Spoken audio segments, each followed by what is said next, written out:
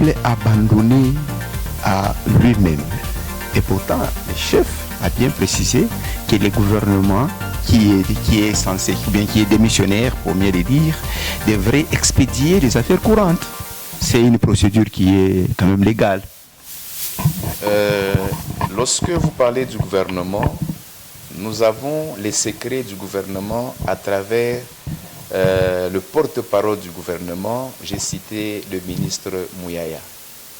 Lorsque vous le suivez dans les 100 jours, il fait plus l'apologie de la diplomatie du chef de l'État que l'action du gouvernement en interne. J'ai vu des images scandaleuses parce que vous parlez du gouvernement qui devait expédier les affaires courantes. Il y a eu session préliminaire des épreuves des examens d'État qui sanctionnent la fin du cycle des humanités chez nous. Mais les images que j'ai vues étaient scandaleuses. Le premier jour où il devait avoir la dissertation, nous avons plus vu les finalistes s'amouracher publiquement devant leurs collègues. Ça n'a inquiété ni les parents, ni le ministre de l'Éducation qui est censé mener et gérer les affaires courantes, ni les enseignants. Il n'y a pas eu de réaction. Voilà le résultat des 100 jours avec un gouvernement qui mène les affaires courantes. Actualité oblige, actualité en République démocratique du Congo, qui nous amène aujourd'hui à rencontrer M. Désiré Moussassa. C'est un acteur politique. Il a eu plusieurs fois analysé sur les questions d'actualité en République démocratique du Congo. Aujourd'hui, nous allons parler 100 jours de son Excellence Félix-Antoine Tshilombo Tshisekedi, chef de l'État. Nous aurons une question en rapport avec la réélection de son Excellence Jacques Kiaboula Katoué. Et enfin, nous allons parler de cette suspension de M. Francis Kalombo, dissolution. Il a été suspendu de l'Ensemble pour la République de Moïse Katumbi Tchapoué. Alors c'est autour de ces trois petites questions qu'on aura à s'entretenir avec M. Désiré Moussassa, à qui j'ai dit déjà bonjour. Bonjour et merci, Papa Denis, de l'honneur que vous nous faites en nous invitant sur votre plateau. Nous sommes réalisés par Terence Kimouni. Une fois de plus, bienvenue dans votre émission Entretien qui passe sur News Lubumbashi. Pour les internautes qui nous aiment, n'hésitez pas à commenter, n'hésitez pas à vous abonner pour ceux-là qui ne l'ont pas encore fait. Alors, Monsieur Désiré Moussassa,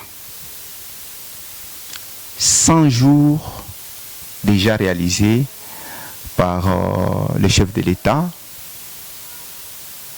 depuis son élection, bien réélection, qui était vraiment avec beaucoup de succès. Quelle lecture faites-vous par rapport à ces deuxièmes quinquennats?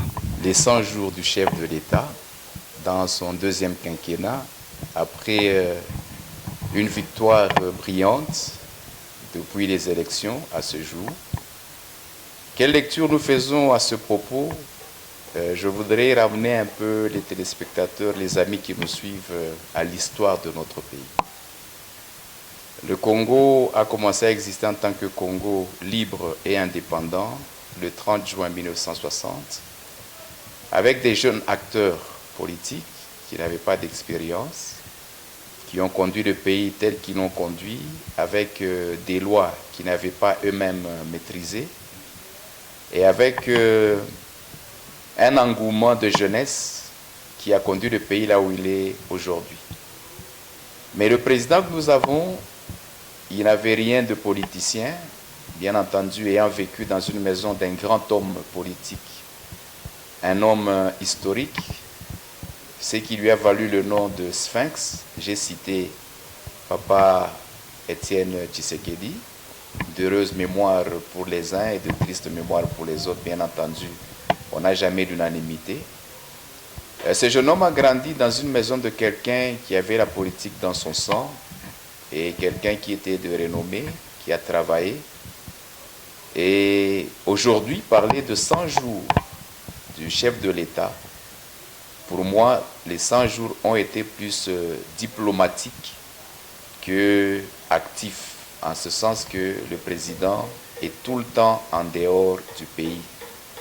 On ne peut pas juger les 100 jours sur le plan national, mais sur le plan diplomatique, il a eu à voyager.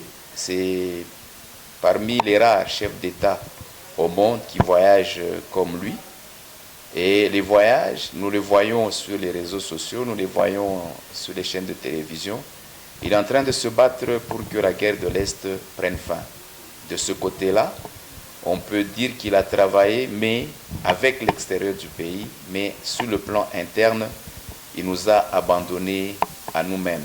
Pour preuve, 100 jours après sa réélection, au niveau national à Kin, il n'y a pas de gouvernement.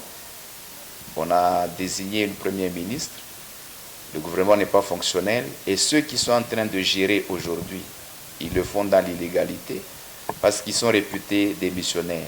Ce qui s'est fait au niveau du gouvernement, avec de rabattement au niveau du Sénat et au niveau de la Chambre basse du Parlement, j'ai cité le Parlement national, le bureau définitif n'est pas en place. Ça fait partie de notre observation. Nous quittons la capitale, nous venons dans les provinces, 100 jours de la réélection du chef de l'État.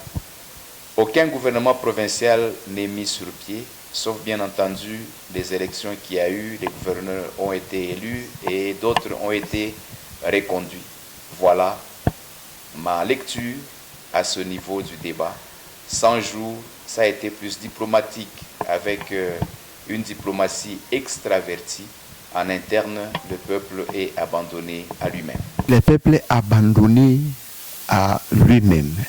Et pourtant, le chef a bien précisé que le gouvernement qui est censé, ou bien qui est démissionnaire, pour mieux le dire, devrait expédier les affaires courantes. C'est une procédure qui est quand même légale. Lorsque vous parlez du gouvernement, nous avons les secrets du gouvernement à travers le porte-parole du gouvernement. J'ai cité le ministre Mouyaya. Lorsque vous le suivez dans les 100 jours, il fait plus l'apologie de la diplomatie du chef de l'État que l'action du gouvernement en interne. J'ai vu des images scandaleuses parce que vous parlez du gouvernement qui devait expédier les affaires courantes. Il y a eu session préliminaire des épreuves des examens d'État qui sanctionnent la fin du cycle des humanités chez nous. Mais les images que j'ai vues étaient scandaleuses. Le premier jour où il devait avoir la dissertation, nous avons plus vu les finalistes s'amouracher publiquement devant leurs collègues. Ça n'a inquiété ni les parents, ni le ministre de l'Éducation qui est censé mener et gérer les affaires courantes, ni les enseignants. Il n'y a pas eu de réaction. Voilà le résultat des 100 jours avec un gouvernement qui mène les affaires courantes. Sur le plan de l'environnement, c'est hier seulement, personnellement, que j'ai appris que le gouvernement a pris une mesure pour prévenir des problèmes de santé par rapport au réchauffement climatique en conseillant à la population d'observer les mesures de protection en buvant beaucoup d'eau, en se mettant à l'ombre, en évitant d'exposer au soleil. Juste cet aspect-là. Mais quant aux autres aspects, l'aspect social, les militaires qui sont sur le front, ils se plaignent, ils n'ont pas de nourriture, ils sont abandonnés à eux-mêmes, ils n'ont pas de salaire. Les familles qu'ils ont laissées derrière, ils n'ont pas quelqu'un qui puisse les soutenir. Les salaires des enseignants n'ont pas bougé. Les fonctionnaires de l'État touchent moins de $300 pour la plupart. Donc, avant cette mandature, c'était la même situation. Pendant les 100 jours de cette seconde mandature, les choses n'ont pas évolué, les choses n'ont pas changé. Et de plus en plus, dans les 100 jours, le gouvernement qui est sur place en train de mener les affaires courantes, à Goma, la population est menacée et Kinshasa est sur le plan d'être mis entre les mains de rebelles. Je crois que vous êtes journaliste, vous suivez l'actualité. C'est inquiétant. Ça, ce sont vos propres analyses. Oui, ce sont mes observations. Ouais. Je parle des faits. Nous passons à une autre question d'actualité. Déjà, dans le Haut-Katanga, Jacques Yabula Katoué a été reconduit gouverneur du Haut-Katanga. Quel est votre point de vue? Je prends ici les dires du chef de l'État lorsqu'il disait « Je conseille au peuple congolais plutôt que de recommencer ». Et c'est ça aussi le problème que nous avons en RDC. Il y a trop de changements, il y a des gens qui passent, des institutions restent, et ceux qui viennent remplacer, ceux qui ont travaillé pendant un certain temps, ils n'ont aucune expérience. Pour preuve, quand vous prenez aujourd'hui les nouveaux députés, tant au niveau national qu'au niveau provincial, ils sont là par procuration, soit de leur famille, soit de leur parti politique, soit d'un sponsor, ils ont eu un chapeau. Et le chef de l'État a dit, préservons les acquis. Jacques Yabula Katoué vient d'être réélu. Quelle lecture j'en fais? Pour préserver les acquis, c'est quelque chose de bon, mais ce qu'on va demander à Jacques Yabula qui vient d'être réélu, tous, c'est connu de tout le monde, nous apprenons de nos erreurs et nous nous perfectionnons. Il a pris la magistrature de la province, il était encore jeune, inexpérimenté sur le plan politique, il n'avait pas le pied marin, comme on dit, sur la scène provinciale et même nationale. Les 5 années qu'il a passées en tant que gouverneur devront lui servir dans cette seconde mandature et il doit corriger impérativement les erreurs du passé. Il sait lui-même les reproches que le peuple lui a fait. Il connaît quelles sont les difficultés qu'il a rencontrées et être réélu, c'est pour laisser un très bon souvenir et faire de son nom un monument dans la province du Haut-Katanga. Ça, c'est mon point de vue. S'il est un homme politique avéré et il a des ambitions de se faire un nom en politique et de garder des racines, qu'il corrige les erreurs de son passé. Quelles sont les réalisations que vous a vraiment impressionné lors du premier mandat de Jacques Yabula? Je ne suis pas seulement un homme politique, je suis également un homme de Dieu. Peut-être vous ne le savez pas, j'ai aujourd'hui le rang de surveillant de ma communauté. J'ai été désigné évêque et en plus d'être évêque, je suis évêque modérateur, un conseiller des évêques de notre épiscopat. C'est à ce titre-là que je vais intervenir. Le premier gouverneur dans l'histoire du Haut-Katanga, dans l'histoire du Grand Katanga, qui a éclairé la ville de Lubumbashi. Ça n'était jamais fait. Il est le premier à mettre les lampadaires sur différentes artères de la ville de Lubumbashi, du moins les principales. Deuxième chose, la qualité des routes qu'il a réhabilitées. J'emprunte le boulevard Kamanyola, il y a le boulevard Kassavubu, il y a la chaussée Laurent Désiré Kabila au centre de la ville. Je prends la chaussée de Kasenga qui part du tunnel jusqu'à la Rouachi. Quand vous regardez la qualité de ces routes, c'est différent de la qualité des routes des prédécesseurs. Il a essayé aussi de se battre pour peser de son poids afin qu'il y ait la paix entre les communautés qui vivent sur le sol haut-katangais. En substance, il a écrasé pratiquement le conflit kassaïen-katangais. Il a utilisé les méthodes en son pouvoir. Ça, ce sont les acquis. Je ne pense pas que quelqu'un puisse nous contredire à ce sujet. Vous avez demandé quelques exemples, j'en ai donné 3, je crois que c'est suffisant. Parlons un peu de Ensemble pour la République de Moïse Katumbi Chapwe. Francis Kalombo, qui est considéré comme cofondateur de ce parti, est aujourd'hui suspendu. Quel impact pour les partis? Vous savez, dans chaque famille, il y a toujours un élément fort. Et dans un parti politique, il y a toujours des acteurs de référence, entre autres Francis Kalombo. Vous savez, il faut que le peuple le sache, quel impact sa suspension pourra avoir sur le parti Ensemble pour la République. Je ne suis pas le mien indiqué à répondre à cette question, mais néanmoins, en tant qu'homme politique, je vais donner mon point de vue. Le parti politique est régi par un règlement d'ordre intérieur.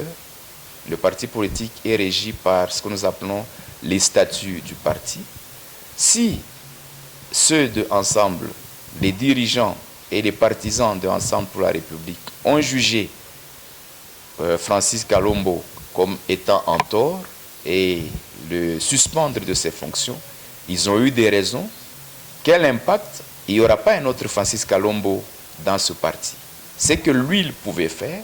Il n'y a pas un autre acteur qui puisse le remplacer assez valablement. Vous avez vu, lorsque Salomo Kalonda, Idi Kalonda, a été emprisonné, il n'y a personne qui a su jouer le rôle de Idi Kalonda parce que la personne est irremplaçable. Il a une certaine fonction, on peut désigner quelqu'un, mais il ne pourra pas faire le même travail que Francis Kalombo. Et en tant que politicien, Francis Kalombo a un aura que, par exemple, vous, Denis Kazadi, qu'on vous prenne aujourd'hui dans Ensemble pour la République pour occuper la fonction qu'il a occupée dans ce parti, vous n'aurez pas le même aura. Merci. Nous sommes arrivés pratiquement à la fin de notre entretien. Monsieur Désiré Moussassa, nous vous disons sincèrement merci. Merci beaucoup. J'ai été flatté au cours de cet entretien. Merci et merci aussi à Terence Kimouni Kaozi. Merci à tous les internautes qui suivent toutes les actualités qui sont publiées sur News Lubumbashi. Merci et à la prochaine.